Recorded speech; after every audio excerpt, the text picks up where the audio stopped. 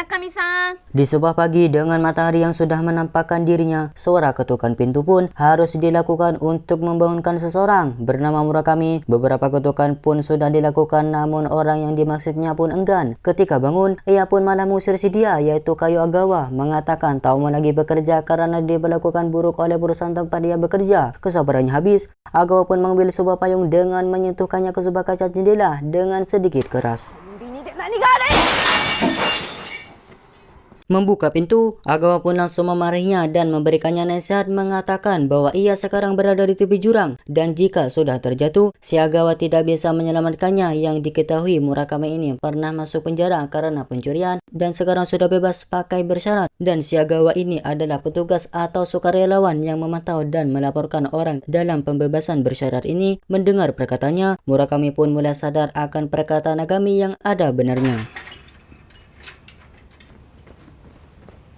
Dari pekerjaan yang tadi, Agawa pun memiliki sebuah pekerjaan lain, yaitu sebagai kasir di sebuah minimarket. Terhenti, selesai dengan masalah yang tadi, timbullah masalah baru dengan didatangi oleh seorang wanita yang mengatakan untuk membayar tagihan ayahnya di sebuah bar berjumlah 200.000 yen atau jika dirupiahkan sekitar 22 JT. Sedikit terkejut, Agawa pun mengatakan mungkin itu adalah salah orang atau orang yang salah, namun si wanita itu berkata bahwa data tersebut memang benar adanya.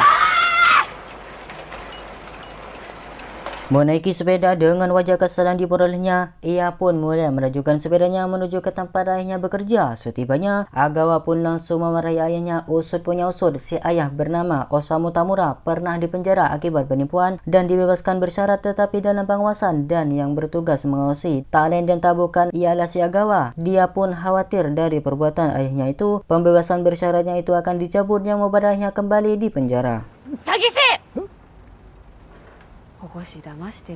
Setelah mengatakan untuk mencicil tagihan tersebut, ia pun sampai di sebuah bengkel untuk bertemu mantan narapidana lainnya atas dasar pembunuhan dan juga dibebaskan secara bersyarat bernama Makoto Kudo. Agawa pun menyapanya dengan si Kudo yang hendak keluar dari bawah mobil itu, namun Agawa pun langsung menghentikannya untuk melanjutkan apa yang ia kerjakan. Konnichiwa. Sensei. Berjalan dan bertemu dengan seseorang bernama Shiro Nakazaki yang menjadi sponsor atau pendukung dalam pembebasan bersyarat Kudo ini. Shiro pun melihat pekerjaan Kudo yang sangat terampil dan akan memberhentikannya sebagai karyawan magang. Setelah menyelesaikan pembebasan bersyaratnya, ia akan menjadikannya sebagai pegawai tetap. Kisah diundur 6 bulan sebelumnya ketika Kudo baru keluar dari penjara. Setelah bertatapan dengan Agawa, mereka berdua pun mulai berbincang tentang syarat-syarat dalam pembebasan bersyarat Kudo ini, yaitu harus melapor kepadanya setiap 2 kali dalam sebulan. Karena masih dalam masa rehabilitasi menghidangkan beberapa makanan, Agawa pun mulai menasihatinya untuk menjauhi orang-orang yang bersifat buruk baginya dan berbuatlah baik walaupun itu hanya menekan tombol merah di bawah video ini.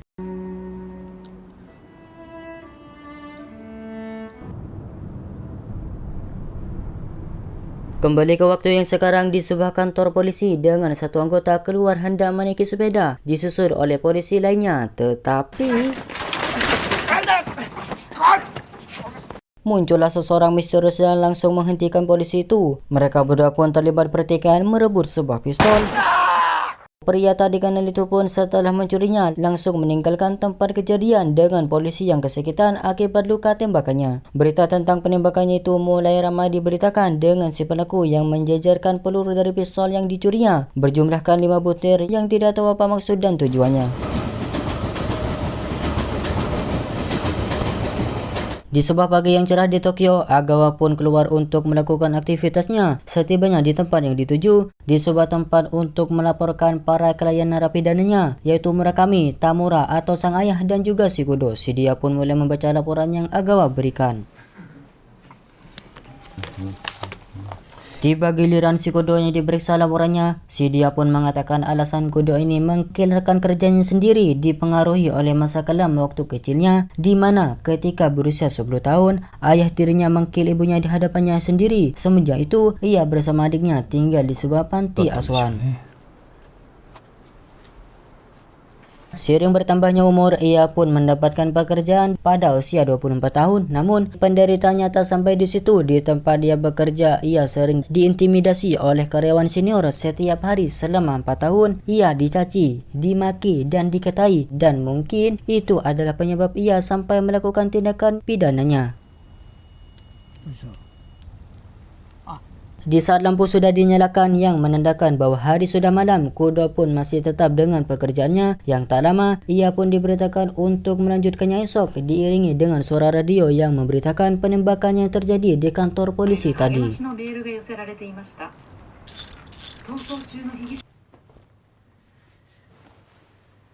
Sebulannya bekerja, Kudo pun mengisi perutnya di sebuah kedai. Menikmati makanan, datanglah seseorang berambut pirang yang tak lain adik dari si Kudo ini bernama Minoru. Selesai makan, adik pun mulai berjalan diikuti oleh si Kudo sampai di anak tangga. Agawa pun menghubunginya untuk mengumpulkan laporannya esok lusa setibanya di rumah.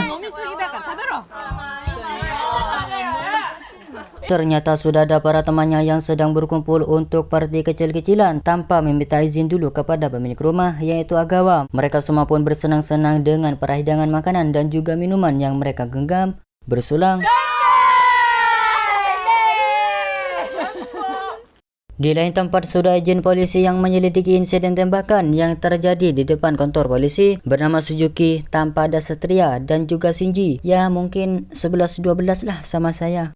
Setelah diperbolehkan masuk, mereka pun mulai menanyakan kepada korban tentang informasi yang dimiliki oleh si pelaku. Namun, tidak kooperatifnya ketika ditanya si bapak polisi ini tanpa menghiraukan pertanyaan. Yang terlihat masa peduli malah sibuk bermain game bola-bolaan di handphonenya. Melihat hal itu, mereka berdua pun langsung meninggalkan ruangan tersebut tanpa ada informasi yang jelas mengenai pelaku.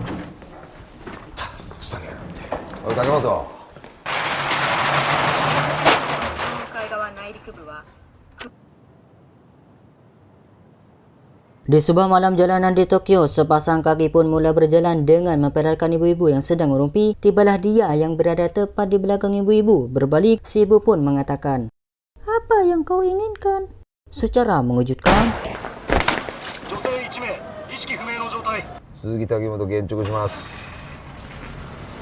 keesokan harinya sesuai dengan perjanjian mereka berdua pun bertemu dengan dibawakan makanan oleh Agawa. Terlihat tatapan tulus olehnya. Muncul pertanyaan mengapa ia ini sampai mau melakukan pekerjaan ini yang bila dilihat dirinya sebagai mantan narapidana tanpa mau bercerita karena akan panjang ia sampai melakukan pekerjaan seperti ini.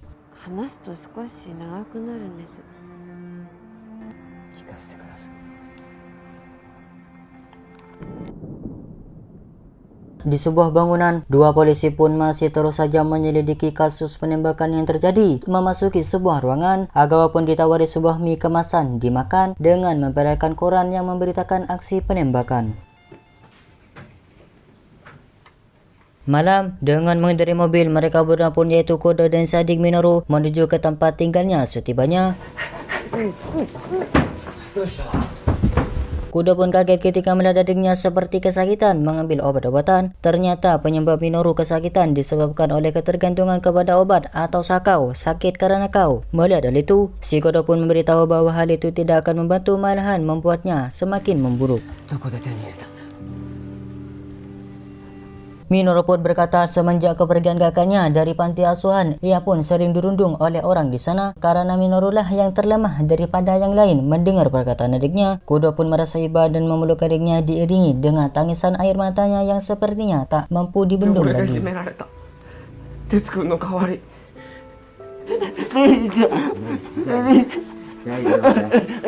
Untuk menghilangkan rasa sedihnya itu, mereka berdua pun keluar menghirup udara segar. Terdengar suara denyitan sepeda dengan seseorang yang menaikinya, berdiri dan berjalan menuju pengendara sepeda tersebut yang ketika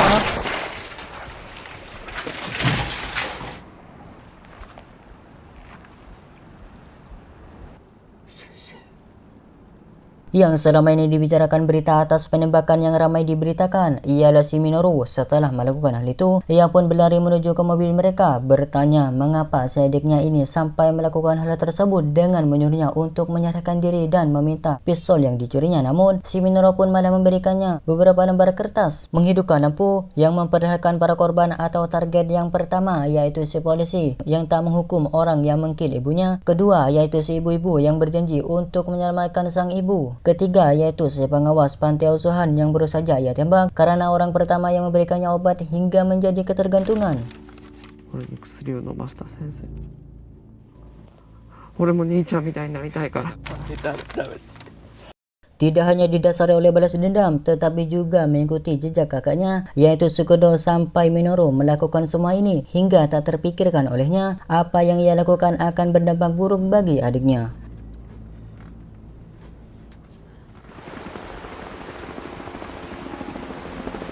Keesokan harinya TKP atau tempat kejadian korban ketiga sudah ramai oleh para polisi ataupun orang lalu lalang. Mengolah tempat kejadian, polisi pun menemukan yang bila dilihat itu seperti potongan kuku. Menyapu. Selesai dengan itu, Agawa pun duduk menantikan kedatangan Kodo yang hari ini adalah hari terakhir ia memberikan laporannya dalam pembebasan bersyaratnya. Lama menunggu, Agawa pun menelpon seseorang dan mengabarkan bahwa si Kodo tidak datang. Tergesa-gesa keluar.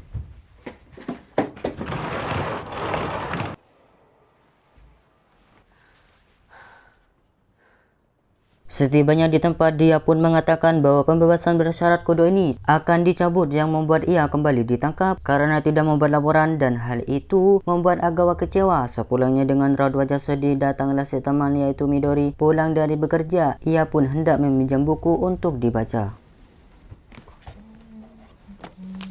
Mengambil satu, Midori pun kaget agak-agak ketika melihat tulisan di salah satu halaman yang membacakan, "Aku akan mengkilmu," menanyakan kepada Agawa. Dengan keterkejutannya, ia pun langsung mengambil kembali buku tersebut dengan amarah yang diperlihatkan. Si kawan pun terlihat sakit hati akibat perkataan dari Agawa. Keluar, kita pun dikembalikan waktu Agawa masih sekolah. Yang ternyata waktu sekolahnya dulu ia kerap dengan Shinji. Sepulangnya dari sekolah, dengan mengendarai sepeda, mereka berdua pun menuju ke sebuah pantai. Sepulangnya dari itu berhenti, mereka pun bertemu dengan orang tua atau ayahnya Shinji yang berekspresi seperti tiu tiu. Otosan.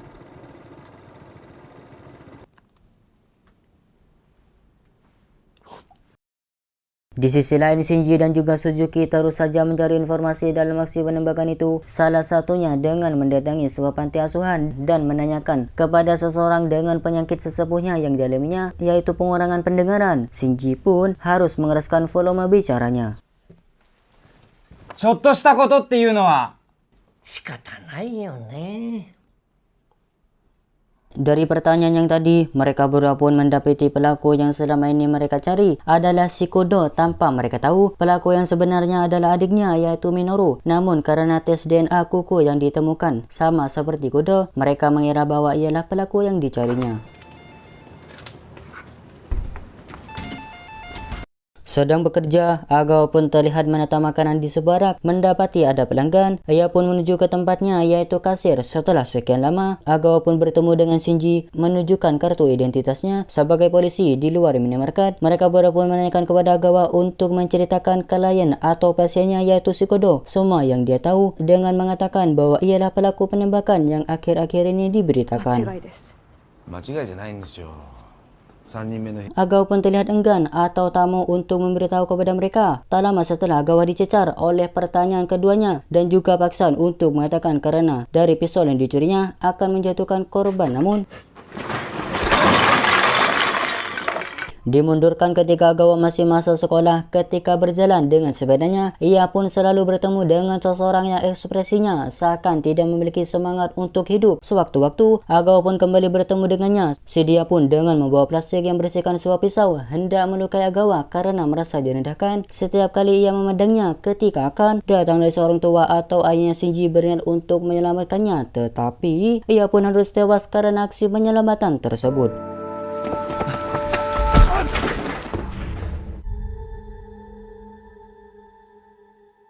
Malamnya di waktu yang sekarang, ia pun berbincang dengan Agawa waktu kejadian ayahnya tewas dan mungkin itu adalah motivasinya untuk menjadi seorang polisi agar mengurangi kejadian yang terjadi kepada ayahnya. Setelah meninggalkan, Agawa pun telah sedih dan merasa bersalah karena olehnya orang tua dari temannya tersebut harus tiada. 私じゃない。田辺靖子。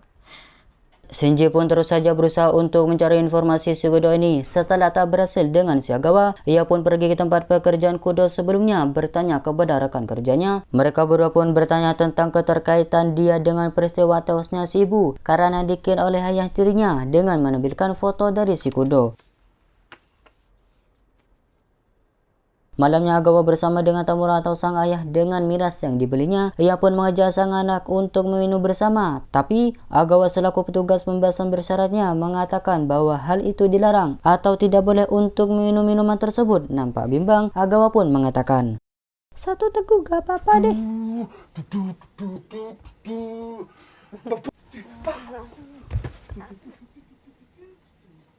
Di kisah balik, ternyata di sebuah buku halaman yang bertuliskan "Aku akan mengkilmu" ialah ditulis oleh Shinji yang tidak tahu apakah pelampiasan tulisan itu dimaksudkan untuk si Balaku atau si Agawa.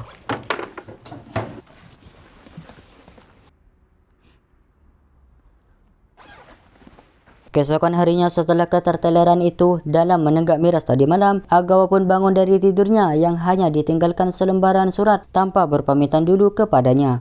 Menaiki sepeda,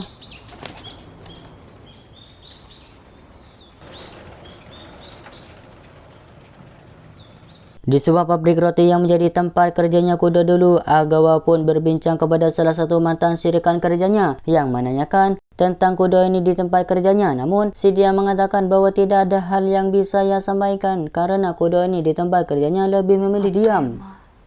ですか。何を工藤さんが叫んだんですか。 Beralih ke rumah sakit, mereka pun kembali lagi menanyakan kepada target pertama, yaitu si polisi, untuk memberitahu apa yang ia ketahui. Berkeadaan sama seperti sebelumnya, mengambil handphonenya untuk dimainkan. Namun, dengan cepat Suzuki merampasnya dengan mengatakan, "Bukankah waktunya kau mulai bekerja sama?" Salah dua dari mereka pun langsung mendekap mulutnya dan mulai menempelkan ujung pulpen secara tidak pelan. Dengan berteriak kesakitan, Suzuki pun mulai menanyakan kembali apa yang ia ketahui tentang si dia. Pun mulai menanyakan apa yang ia ketahui dan alasannya enggan memberitahu karena untuk menutupi kejahatannya dulu. Mendengar hal itu, Suzuki pun marah kalau saja si dia ini memberitahukan lebih awal, mungkin korban sebelumnya akan terselamatkan.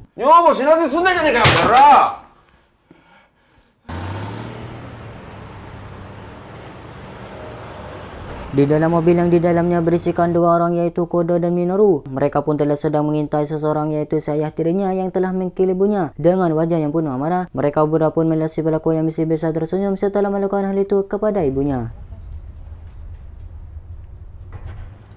Mendapatkan telepon dari seseorang yang tidak dikenalnya, Agawa pun mulai mengangkat dan diketahui yang menelponnya adalah si Kudo, mengatakan untuk meminta maaf kepadanya atas semua hal yang terjadi. Kudo pun berkata bahwa ia tidak akan kembali memaksa. Si Agawa pun mulai mengingatkan keinginannya dulu yaitu untuk makan di sebuah kedai mie. Ia pun mulai mengajaknya untuk bertemu di sana yang masih belum dia atau tidakkan oleh si Kudo dan bergegas menuju atau tanpa disadari percakapan mereka disadap oleh si polisi. Di dalam sebuah mobil dengan Shinji yang berada di dalamnya, nampak Agawa yang sedari tadi menunggu kedatangan Kudo. Lama menunggu tanpa melihat tanda-tanda keberadaannya di dalam kedai. Dengan Suzuki yang sedang menyamar, datanglah beberapa orang yang sedang mabuk membuat kerusuhan dipaksa keluar. Namun karena hal itu, penyamaran Suzuki harus terbongkar dengan Shinji yang mendekat menghampirinya.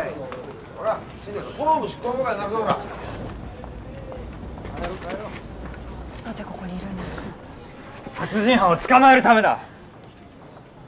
Agawa pun mulai memasuki kedai dengan memesan sebuah mie dengan Shinji disusul. Ia pun mulai menanyakan kepadanya mengapa si Kudo ini sampai melakukan hal seperti itu. Tak mau menjawab, Agawa pun menawarkan kerjasama dengan dirinya dari kedekatan Agawa dengan Kudo dan juga informasi yang dimiliki oleh Shinji. Ia pun mulai menceritakan kembali orang yang telah menghancurkan hidupnya. わからなくなってる。 Shinji pun mulai menceritakan kembali orang yang telah menghancurkan hidupnya si dia. Target pertama polisi yang senjatanya dicuri saat kecil ibunya berkonsultasi atau melaporkan suaminya karena KDRT dan baru melapor karena Sanek terkena imbasnya. Namun si polisi itu pun malah mengabaikannya. まあ夫婦のことは夫婦でよく話し合ってよ。Yang kedua adalah si ibu-ibu, orang yang bertanggung jawab dalam peliharaan dari si ayah tirinya Kudo ini. Namun karena kesalahannya, si ayah pun mengetahui tempat tinggalnya di saat kedatangannya ialah hari di mana ibunya tewas. Saat menanyakan korban selanjutnya, Shinji pun pergi dari kedai tersebut dengan meninggalkan uang beserta Agawa yang duduk sendirian.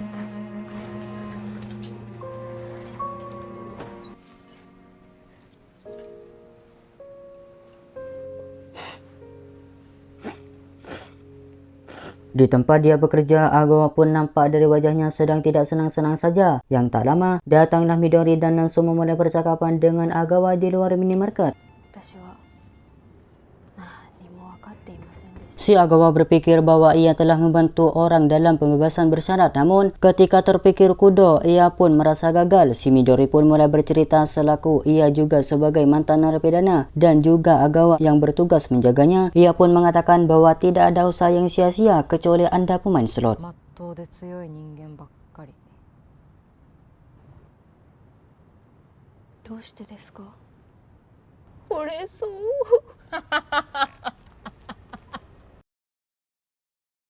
Sepulangnya, Agawa pun mencari-cari informasi atau berita mengenai kasus orang tuanya si Kudo ini. Mencari-cari, tak lama mencari, Agawa pun mendapati seseorang atau pengacara dari si ayah tirinya Kudo ini. Dan karena pembelanya itu, ayah tirinya pun terlepas dari jerat hukum.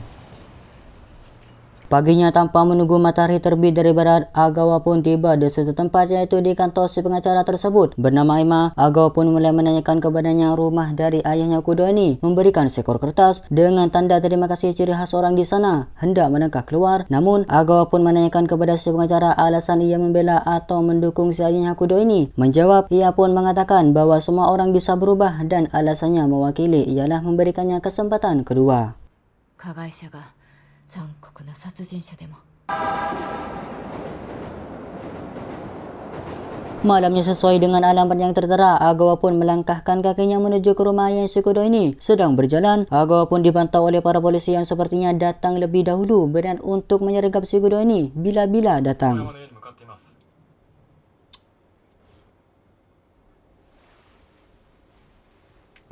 Tibanya, Agawa pun dipersilakan masuk olehnya. Seperduduknya, mereka berdua pun mulai berbicara ketika dulu si ayah masih berkeluarga dengan mempertontonkan sebuah video beralih keluar.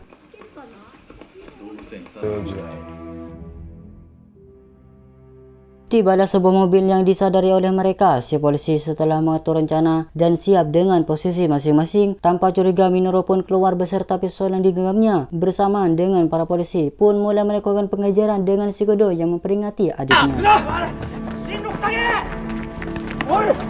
Merasa terancam, Minoru pun mengeluarkan senjatanya di antara para polisi yang mengepung dan Kudo yang hendak melarikan diri menggunakan mobilnya. Namun di dalam rumah, si ayah dan juga Agawa mendengar ada keributan di luar. Si pemilik rumah pun membuka pintu, menodongkan pisau dan berusaha untuk menimbangnya. Terhenti, entah apa yang membuatnya enggan atau berat menarik pelatuknya. Sebab karena itu, Minoru pun berhasil ditangkap dengan si ayah yang menyadari bahwa itu adalah Minoru. Ia pun dibawa dan juga si Kudo yang berada di dalam mobil membalas panggilan sang kakak. Tetapi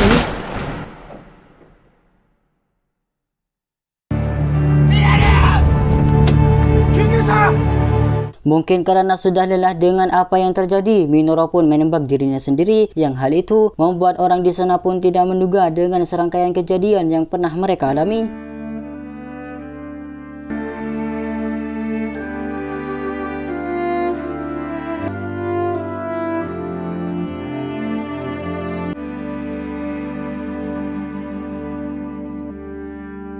Di rumah sakit terbaringnya Kudo, para polisi pun sudah mengetahui pelaku yang sebenarnya. Dari sidik jari yang berada di pisau, potongan kuku Kudo yang berada di korban ketiga yaitu pengasuh panti asuhan hanya siasat untuk mengecoh para polisi demi melindungi adiknya.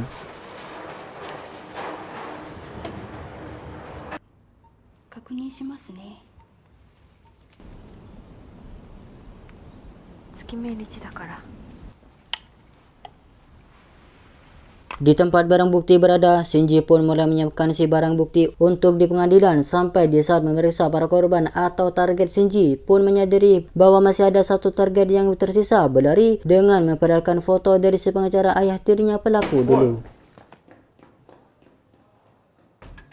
Handphone berdering, Shinji pun menelponnya menanyakan keberadaan Emma, mengatakan bahwa ia sedang menuju ke rumah sakit untuk menemui Kudo. Mendengar hal itu, Shinji pun dengan kakinya sedang menuruni tangga. Ia pun menyuruh Agawa untuk memberitahu kepadanya agar membatalkan pertemuannya karena masih ada satu target lagi, yaitu Emma, yang mungkin Kudo akan membalaskan dendam untuk adiknya. Mendengar hal itu, mencoba menelpon tapi tidak diangkat, menaiki sepeda.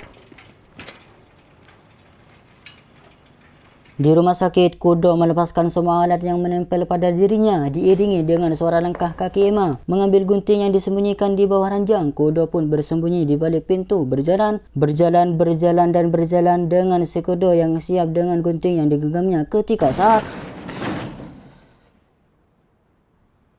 ternyata ialah si Agawa yang langsung memarahinya dan menyadarkan Kudo ini bahwa apa yang ia lakukan adalah tidak benar. Di luar kamar, dengan Emma dan juga Shinji yang baru datang menghentikan, Agawa pun mulai menceritakan kisah yang dulu ia janjikan. Ia mau mengambil pekerjaan seperti ini, dimulai ketika ia diselamatkan oleh ayahnya Shinji dari seseorang yang ternyata mantan narapidana. Semenjak itu, ia termotivasi untuk mencalonkan dirinya sebagai petugas percobaan. Selesai dengan itu, para mereka di sana pun dengan urusannya masing-masing meninggalkan Agawa seorang, mengejar Shinji membicarakan tentang buku yang pernah ditulis Shinji dulu. Hanya tersenyum. Di rumahnya, Agawa pun dengan memegang sebuah menghapus tulisan. Di belakangnya, Agawa pun mengajak Midori untuk jalan-jalan, yang pada akhirnya pergi ke perpustakaan sekolahnya dulu untuk mengembalikan buku yang pernah diambilnya. Telah dikit gak ngaruh. Oren na yo. Iya.